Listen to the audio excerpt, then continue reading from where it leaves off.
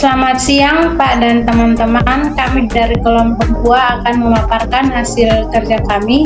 Kami ada 4 orang, yaitu yang pertama saya Teroci Sae, yang kedua Barbalina Romer, yang ketiga Rumida B, dan yang keempat Desi Siwi. Kami akan memaparkan hasil kerja kami. Yang pertama akan dibawakan oleh teman kami.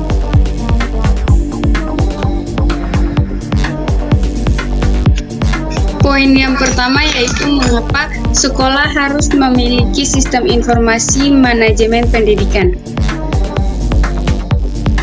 Yang pertama yaitu mempermudah proses pengelolaan data akademik dan non-akademik.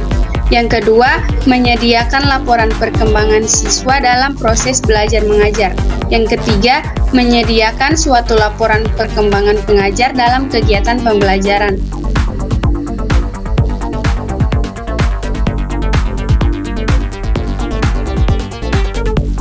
Yang keempat, berperan sebagai sarana komunikasi antara masyarakat dan orang tua siswa tanpa batasan waktu dan tempat. Yang kelima, menyediakan suatu media bagi siswa untuk memantau perkembangan baik dari sisi akademik maupun non-akademik. Yang keenam, sebagai sarana perluasan informasi atau pengetahuan. Yang ketujuh, membantu siswa dalam memperoleh informasi mengenai mata pelajaran yang disajikan di sekolah,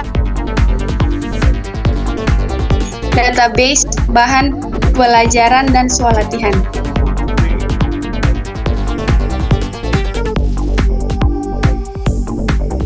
Kemudian, apa sajakah yang harus disiapkan dalam membuat sistem informasi manajemen pendidikan? Yang pertama, keamanan. Keamanan tentu saja menjadi perhatian yang sangat utama. Perlu diperhatikan beberapa tingkatan keamanan untuk berbagai kelompok seperti pimpinan sekolah, guru, dan karyawan tata usaha yang memiliki kewenangan berdasarkan kepentingan masing-masing. Lalu siswa dan orang tua dibatasi kewenangan hanya untuk mengakses informasi yang diberikan. Yang kedua ada interoperability, di mana terdapat fitur impor dan ekspor data dari satu jenis data ke jenis data yang lainnya. Ini diperlukan untuk sekolah tidak perlu mengentri data kembali ketika berganti sistem informasi. Kemudian yang ketiga, pelayanan. Kebanyakan pembuat software sistem informasi memberikan pelayanan. Perlu diperhatikan kualitas pelayanannya yang ditawarkan oleh pembuat software tersebut. Apakah layanan yang diberikan dapat dilakukan melalui email atau telepon misalnya. Hal ini sangat penting karena masalah teknis akan dijumpai ketika memasukkan data serta dibutuhkan pula untuk melakukan update dan upgrade software. Kemudian yang keempat ada pengambilan informasi. Ada beberapa pertimbangan penting dalam pengambilan informasi seperti bagaimana informasi dapat diakses, bagaimana cara melihat informasi tersebut, dan siapa saja yang dapat mengaksesnya, serta apakah dapat dilakukan akses dari beberapa user yang berbeda dalam waktu yang bersamaan.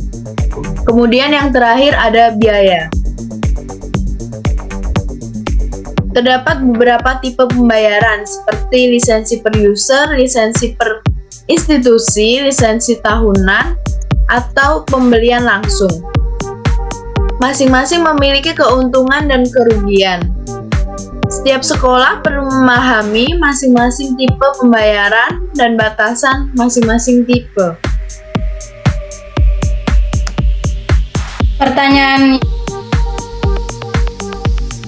apakah yang menjadi kendala dalam pembuatan dan implementasi sistem informasi dalam manajemen di sekolah?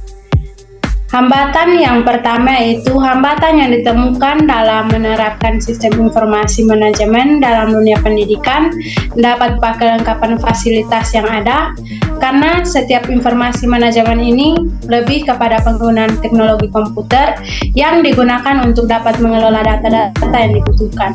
Oleh sebab itu, jika fasilitas penunjang dari penggunaan sistem ini masih kurang dan tidak dapat memenuhi kebutuhan dalam mengolah data tersebut, maka itu akan menjadi suatu penghambat bagi kelancaran penggunaan sistem. Hambatan lainnya dalam penerapan sistem informasi manajemen di sekolah ini adalah kurangnya pengetahuan dan keterampilan tentang bagaimana penggunaan sistem ini dan bagaimana cara mengoperasikannya sedemikian rupa sehingga dapat berfungsi dengan baik dan dapat dimanfaatkan.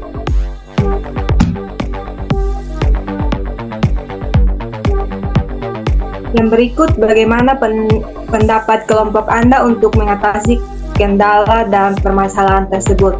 Yang pertama, cara mengatasi hal tersebut adalah kepala sekolah harus memperhatikan bagaimana fasilitas penunjang yang akan digunakan sehingga dapat dilaksanakan sistem informasi manajemen dengan efisien dan seefektif mungkin. Yang kedua, maka solusi untuk mengatasi hal tersebut adalah dengan cara memberikan pelatihan atau pelajaran kepada guru-guru sebelum menerapkan sistem ini sehingga guru yang akan menggunakan sistem ini dapat memahami bagaimana cara mengelola sesuatu yang akan digunakan nantinya. Demikian pemaparan hasil diskusi kami. Terima kasih.